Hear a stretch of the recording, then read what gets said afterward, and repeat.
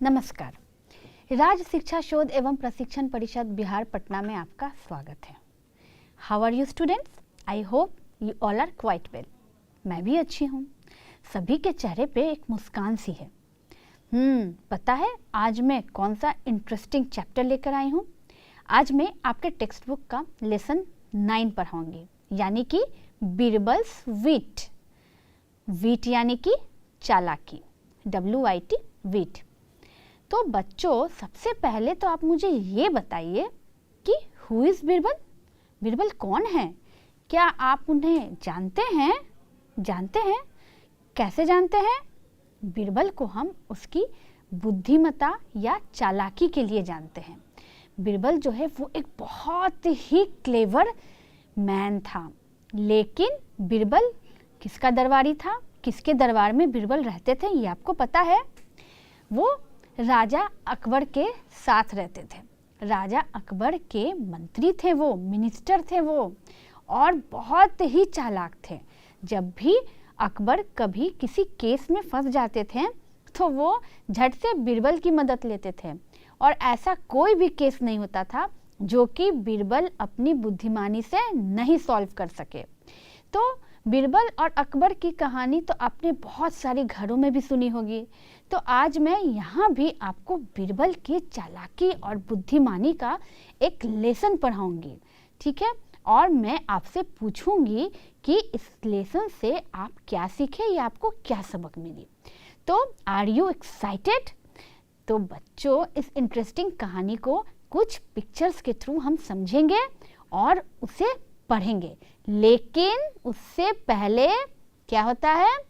Time for word meaning, यानी कि जब हम उस चैप्टर में आए हुए शब्दों के अर्थ को नहीं समझेंगे तो चैप्टर कैसे समझेंगे? तो आइए पहले इस चैप्टर में आए हुए कुछ वर्ड मीनिंग्स को जानते हैं। Word meaning: expect, EXPECT, expect यानी कि उम्मीद करना या आशा करना। इसे इंग्लिश में हम होप फॉर भी कहते हैं। नॉट टू बी स्निच्ड एट, यानी कि नहीं छोड़ने योग्य।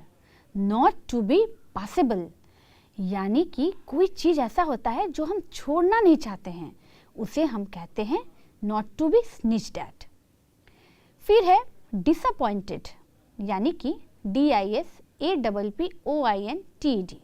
डिसअपॉइंटेड का मतलब होता है निराश हुआ, या फिर इंग्लिश में हम कह सकते हैं unhappy because something he hoped for और एक्सपेक्टेड डिड नॉट हैपन, यानी कि हम कुछ सोच रहे हो और वो ना हो तो हम निराश होते हैं ना, उसी को हम डिसअपॉइंटेड कहते हैं।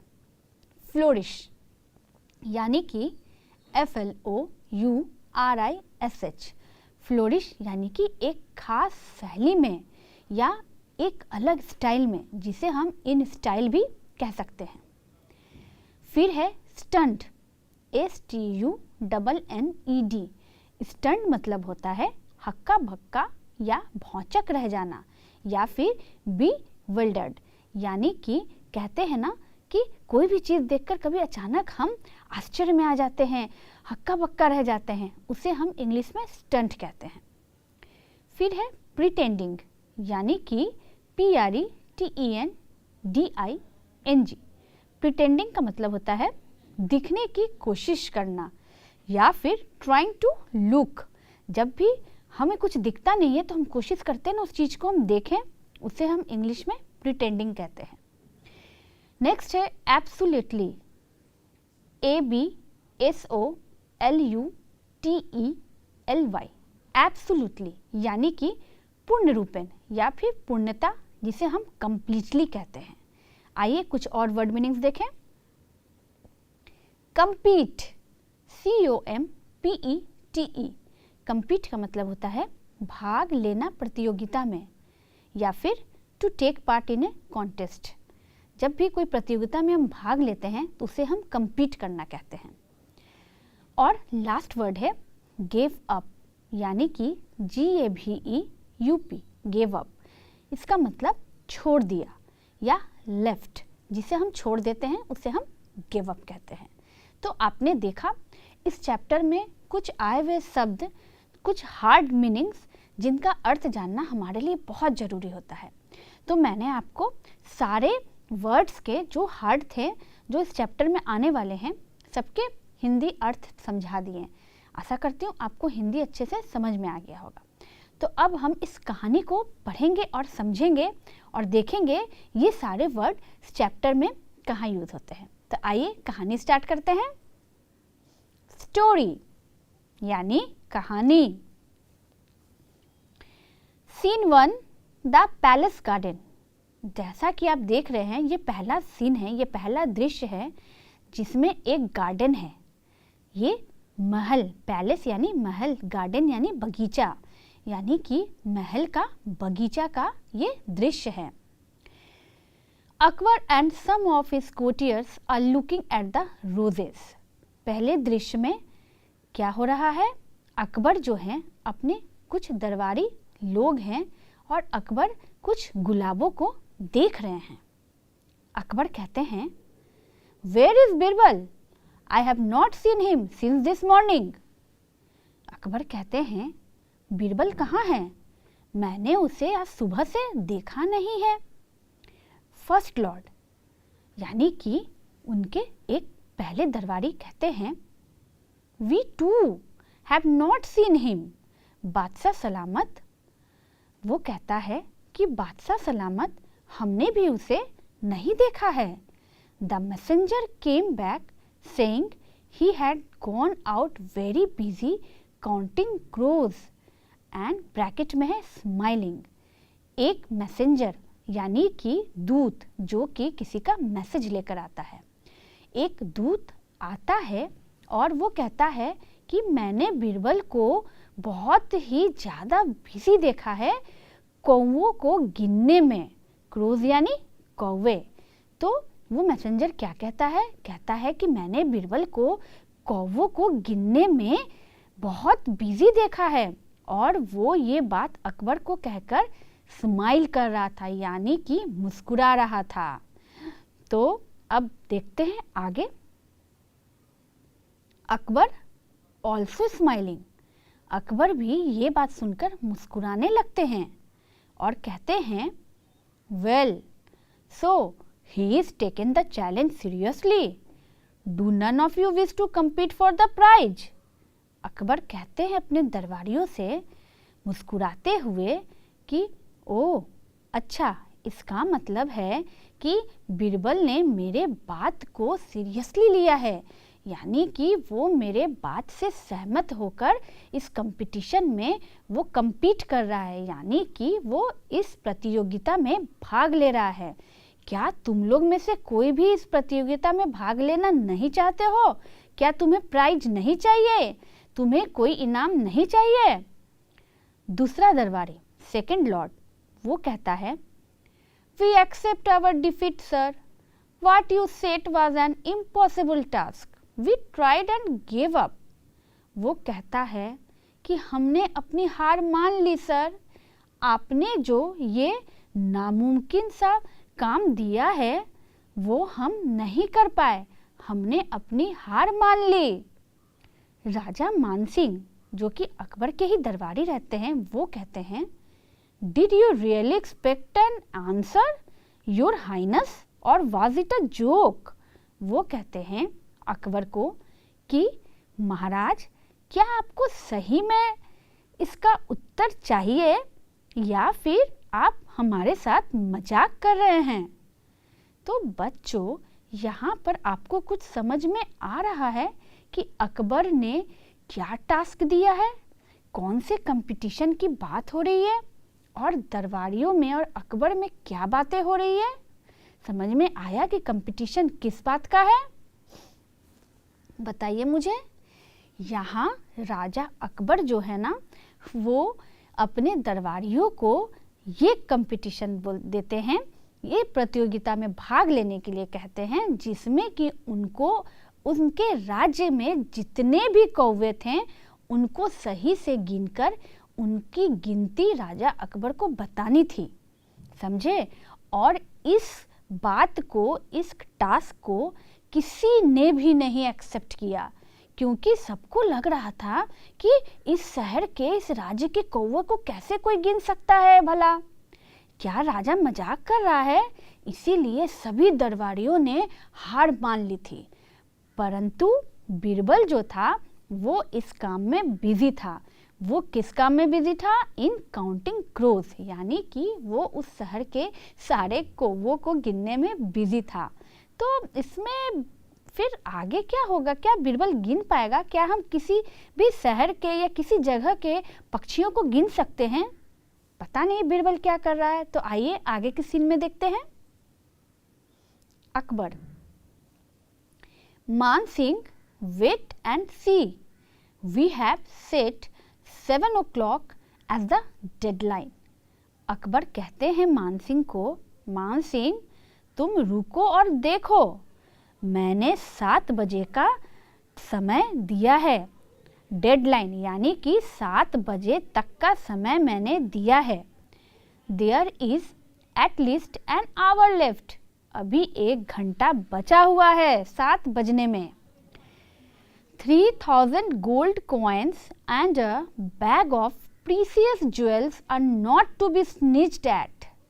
वो कहते हैं कि 3000 सोने के सिक्के और एक बैग यानी कि एक थैला भरा हुआ कीमती ज्वेल्स यानी कि कीमती सोना जवाहरात वो ऐसे ही नहीं छोड़ेगा। I am sure thousands of people in the capital are out counting the crows.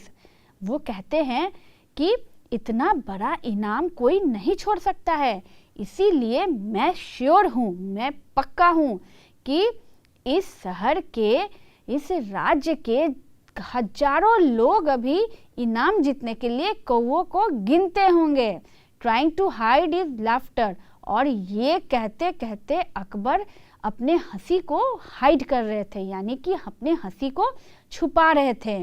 उनको लग रहा था कि 3000 gold coins and a bag of precious jewels के लिए उनके थाउजेंड्स ऑफ लोग जो हैं उस राज्य के अभी बिजी होंगे किस काम में? काउंटिंग क्रोज में। तो राजा अकबर अपने हंसी को छुपाते हुए मान सिंह को कहते हैं कि तुम देखना, अभी इस राज्य के सारे लोग इनाम जीतने के लिए कौवे गिनते होंगे। और वो मुंह छुपाकर हंसते हैं, लेकिन अपनी हंसी को दिखाते नहीं हैं, क्योंकि अकबर देखना चाहते थे कि उनके राज्य के लोग कितने बुद्धिमान हैं। तो आगे देखते हैं क्या होता है। आफ्टर एन आवर यानी कि 1 घंटे के बाद Akbar re entering the garden. The time's up, how many want to win the prize, open the gate and let us see how many have their answers ready. 1 घंटे बाद अकबर फिर से अपने बगीचे में जाते हैं और कहते हैं कि समय खत्म हो गया, यानी कि 7 बजे का जो डेडलाइन था वो खत्म हुआ।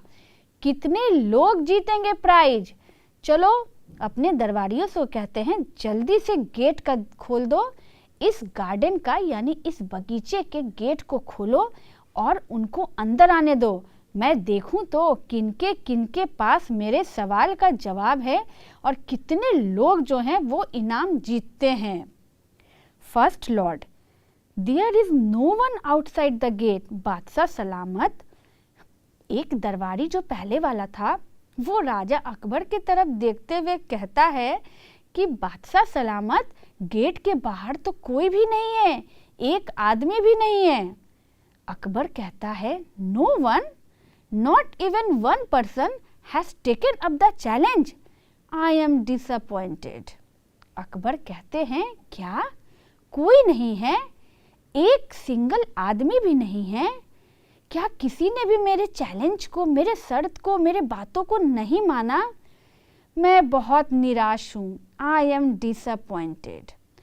दूसरा मंत्री जो था दरबारी, सेकंड लॉर्ड, कहता है wait sir, someone is hurrying, why, it's Birbal.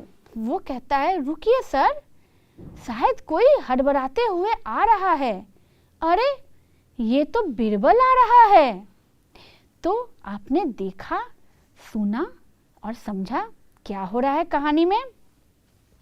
Akbar का जब डेडलाइन 7 बजे का ख़त्म होता है तो वो गेट बोलते हैं कि गार्डन का खोल दो और मैं देखूं तो कि मेरे राज्य के लोग आंसर लेकर के आते हैं कि नहीं इनाम जीतने के लिए। लेकिन जब गार्डन का गेट खुलता है तो दरबारी क्या देखते हैं कि बाहर एक भी लोग नहीं हैं। तो अकबर क्या होता है, डिसअपॉइंट हो जाता है, बहुत निराश होता है। उसे लगता है कि उसके राज्य के लोग जो हैं उसके चैलेंज को एक्सेप्ट नहीं कर किए हैं, यानी कि उसके शर्त को नहीं माने हैं। तो वो बहुत निराश हो जाते हैं। लेकिन तभी अचानक एक दरबारी, जो दूसरा दरबारी था, वो क्या कहता है कि सर रुकिए, कोई हड़बड़ाते हुए आ रहा है। और वो कौन रहता है? वो है Birbal.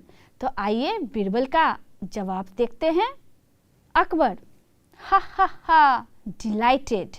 Welcome, Birbal, smiling. I guess you two have no answer.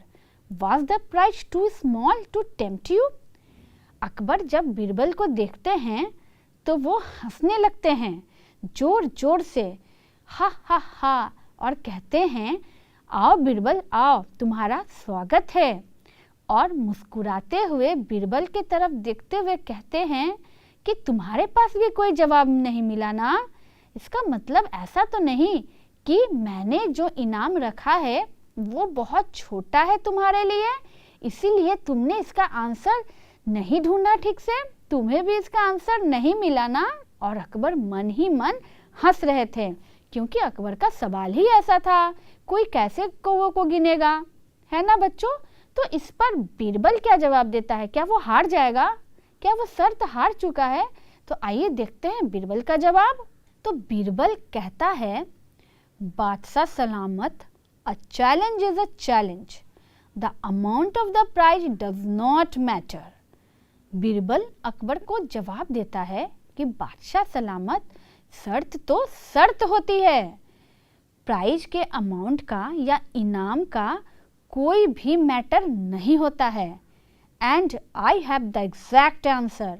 और बीरबल कहता है कि मेरे पास आपके सवाल का बिल्कुल एग्जैक्ट यानी बिल्कुल सही जवाब है।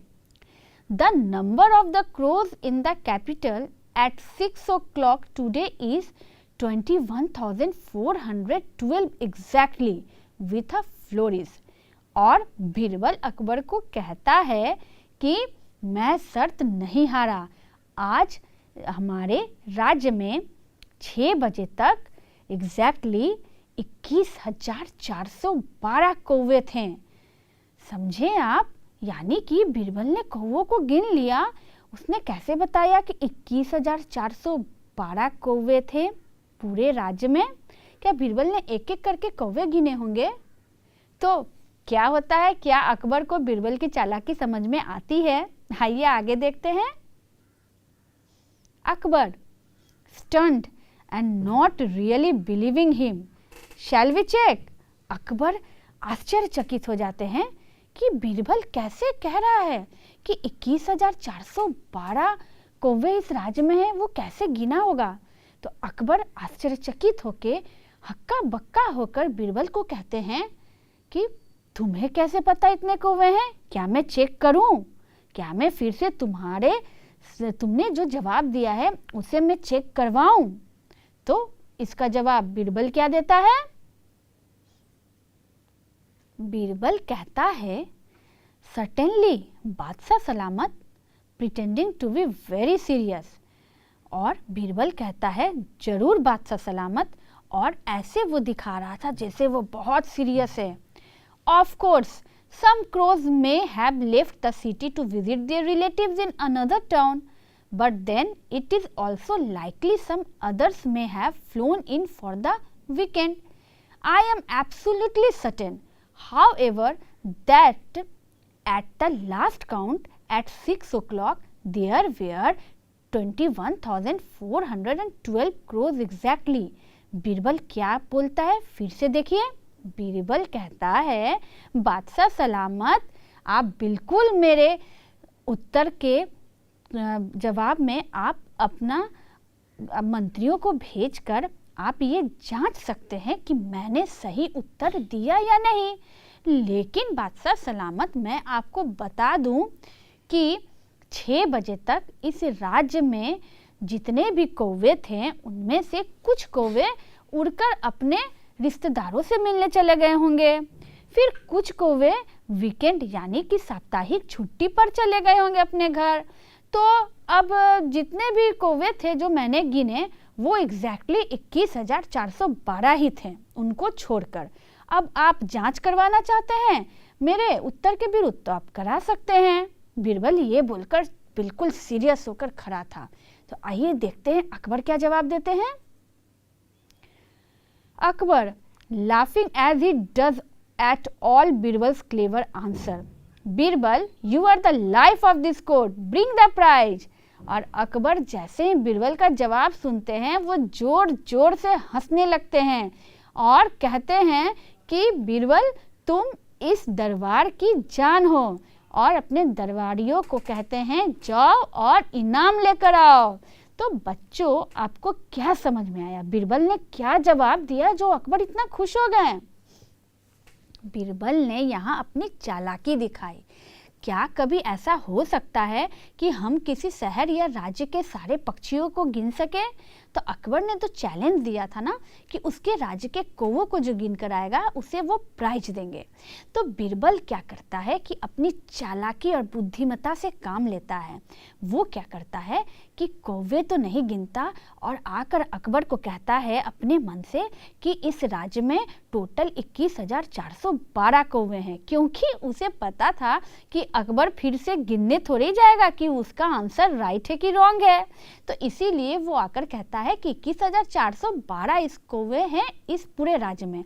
उनमें से कुछ कौवे अब हो सकता है अपने रिलेटिव्स के पास गए हो मिलने के लिए, अब कुछ कौवे ऐसे भी हो सकते हैं जो वीकेंड में यानी साप्ताहिक छुट्टी पर गए हो इधर उधर। तो लेकिन मैंने तो गिना है वो उतने ही थे। तो अब क्या कोई व्यक्ति ऐसा कर सकता है कि उसके जवाब को चेक करने के लिए फिर से उस राज्य के कौवे को गिने? यानी कि यहाँ बीरबल ने अपनी विट यानी कि अपनी चालाकी दिखाई और अकबर को उसका जवाब मिल गया और अकबर भी समझ गए बीरबल की चालाकी और वो जोर जोर से हंसने लगे और अपने दरबारियों को कहे कि जाओ जल्दी से जो इनाम का थैला है और 3000 गोल्ड कॉइन्स है वो जल्दी लेकर आओ। तो आपने देखा ना कि बीरबल ने अपनी चालाकी से कैसे राजा अकबर का दिल जीत लिया और राजा अकबर कैसे खुश हो गए कि उनका चैलेंज भी पूरा हो गया। तो यही होती है चालाकी। कभी कभी ऐसा सिचुएशन आता है कि जहां हमको अपनी बुद्धिमानी से अपनी चालाकी से काम लेना पड़ता है ना बच्चों? तो इसीलिए हमेशा अपने दिमाग को खुला रखना चाहिए और किसी भी चैलेंज से कभी घबराना बिल्कुल भी नहीं चाहिए। जैसे बीरबल ने एक इम्पॉसिबल चैलेंज को पॉसिबल कर दिया। इसीलिए कहते हैं ना नथिंग इज इम्पॉसिबल। तो ये तो हो गया कहानी। तो आपको ये कहानी कितनी समझ में आई है ये तो पता चलेगा कुछ एक्सरसाइज और क्वेश्चंस के आंसर्स देने पर। तो आइए कुछ एक्सरसाइज प्रैक्टिस करते हैं। क्वेश्चन है, do you think Birbal was actually busy with counting the crows? क्या आपको ये सही में लगता है कि बीरबल जो था वो सही में बिजी था कौवों को गिनने के लिए? इसका आंसर क्या होगा बच्चों?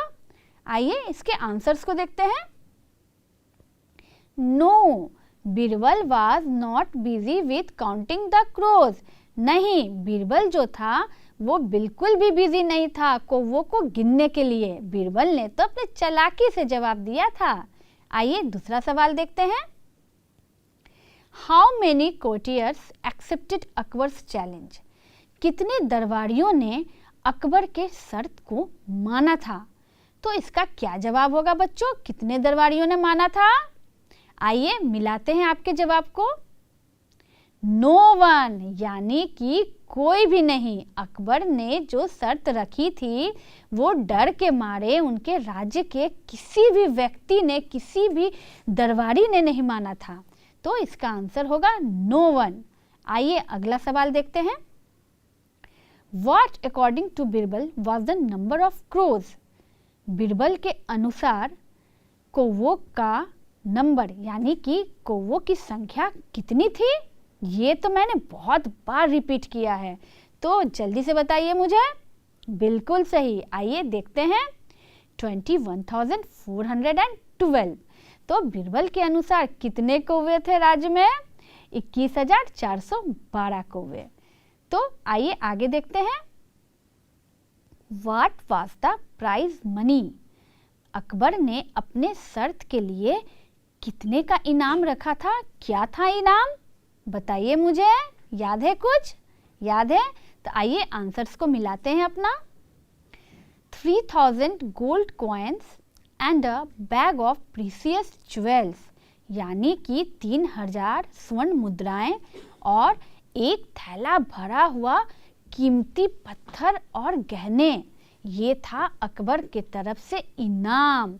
तो बच्चों ये बताइए मुझे कि इनाम किसे मिला अंतिम में? बीरबल को मिला। किस लिए मिला? उसके चालाकी के लिए मिला।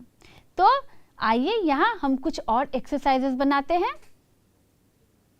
अब आते हैं रैमिंग वर्ड्स पे। तो बच्चों रैमिंग वर्ड्स जिसे कि हम बोलते हैं कि और जब हम बोलते और सुनते हैं तो वो सारे के सारे जो वर्ड होते हैं ना वो एक जैसे सुनने और बोलने में लगते हैं, उन्हें हम रैमिंग वर्ड्स कहते हैं। तो यहाँ कुछ वर्ड है जिसे हम साथ में बोलेंगे और समझेंगे उनका मतलब भी। पहले है किंग सिंग, किंग यानी राजा, सिंग यानी गाना। गोल्ड कोल्ड, गोल्ड यानी सोना और कोल्ड यानी ठंड। वीट फिट, वीट यानी चालाकी, फिट यानी कि तंदुरुस्त रहना, फिट रहना जिसे हम कहते हैं। प्राइज आइज, प्राइज मतलब इनाम और आइज मतलब आंखें। तो इसको एक बार रैमिंग के तरह फिर से पढ़ते हैं, आइए। किंग सिंग, गोल्ड कोल्ड, विट फिट, प्राइज आइज। बहुत अच्छा, मज़ा आता है ना बच्चों रैमिंग वर्ड्स पढ़ने में? मुझे भी बहुत मज़ा आता है, क्योंकि जब रैमिंग वर्ड्स पढ़ते हैं ना तो लगता है कि कुछ रैम्स कर रहे हैं, कुछ पोएम गा रहे हैं। तो ये तो हो गया रैमिंग वर्ड्स। अब अगर मान लीजिए मैं इस चैप्टर से कुछ शब्दों को उल्टा पुल्टा करके आपको दूं, तो क्या आप उस शब्दों को पहचान पाएंगे? पहचान लेंगे? तो आइए बनाते हैं कुछ जंबल वर्ड्स। जंबल वर्ड्स, पहला है MESSNEGRE। ये कौन सा शब्द बनता है? जल्दी से बताइए मुझे, गेस कीजिए। इसका आंसर होता है मैसेंजर, यानी कि इसका करेक्ट स्पेलिंग होता है MESSENGER, मैसेंजर। उसके बाद है CHLLAEGNE। ये कौन सा शब्द बनता है? जल्दी से इसको करेक्ट कीजिए, इसको अरेंज कीजिए, इसके लेटर्स को और करेक्ट स्पेलिंग बनाइए। ये बनेगा चैलेंज, यानी कि CHALLENGE, चैलेंज। ठीक है, अब आते हैं नेक्स्ट वर्ड पे। नेक्स्ट वर्ड है IMPOSISLEB। ये कौन सा शब्द है? बताइए मुझे। ये बनता है इम्पॉसिबल, यानी कि करेक्ट स्पेलिंग इसका है IMPOSSIBLE, इम्पॉसिबल। अब बताइए मुझे नेक्स्ट स्पेलिंग क्या है? DISAPIONTDE। ये तो मुझे समझ में नहीं आ रहा है, कंफ्यूजन हो रहा है ना? तो इसका सही आंसर क्या होगा? मैं आपको बताती हूँ। ये है डिसअपॉइंटेड, यानी कि निराश होना। DISAPPOINTED, disappointed. बच्चों इन सारे स्पेलिंग को आप नोट भी करते जाइएगा ताकि आपको याद रहे। और अब आते हैं लास्ट स्पेलिंग पर। ये क्या है? STNNUED। तो इसका करेक्ट स्पेलिंग क्या होगा? इजी है ना? ये है स्टंट, तो इसका करेक्ट स्पेलिंग हो जाएगा STUNNED, स्टंट, यानी कि हक्का बक्का रहना। तो बच्चों आपने देखा जंबल वर्ड्स, मैं आशा करती हूँ कि आपने इसे नोट भी किया होगा और इस सारे वर्ड्स के मीनिंग तो मैंने आपको शुरुआत में ही बता दिए थे। तो आपने देखा वर्ड मीनिंग पढ़ने का फ़ायदा क्या होता है, क्या कि हम जो भी स्पेलिंग आता है ना उसको हम अच्छी तरह से समझ सके, हमें चैप्टर पढ़ने में कोई कठिनाई ना हो। तो बच्चों आपने आज की कहानी से क्या सीखा? हमने देखा बीरबल की चालाकी और हमने ये सीखा कि किसी भी चैलेंज से हमें कभी भागना नहीं चाहिए, कोई भी शर्त को हमें अपने बुद्धिमानी से जीतना चाहिए। तो आशा करती हूँ कि आगे चल के जब भी कोई शर्त आप किसी से रखिएगा तो अपने बुद्धिमानी का इस्तेमाल ज़रूर कीजिएगा बीरबल की तरह। अच्छा बच्चों, एक सवाल और मैं आपसे करना चाहती हूँ, ये तो है बीरबल की कहानी। क्या बीरबल की तरह आप कुछ और लोगों को बता सकते हैं, कुछ और लोगों का नाम ले सकते हैं बीरबल की तरह? बताइए मुझे, जो अपनी बुद्धिमानी के लिए जाना जाते हैं। तेनालीराम हो गए, गोपाल भांड हो गए, इन सब की भी कहानी आपके टेक्स्ट बुक में है जो मैं आपको अगले क्लास में पढ़ाऊंगी। तो बच्चों आशा करती हूँ आपको ये कहानी पढ़ने में बहुत मज़ा आया होगा। तो एक और इंटरेस्टिंग चैप्टर के साथ मैं अगले क्लास में आपसे मिलूंगी। तब तक अच्छे से रहिएगा, अपना ख्याल रखिएगा। Goodbye and take care. Thank you.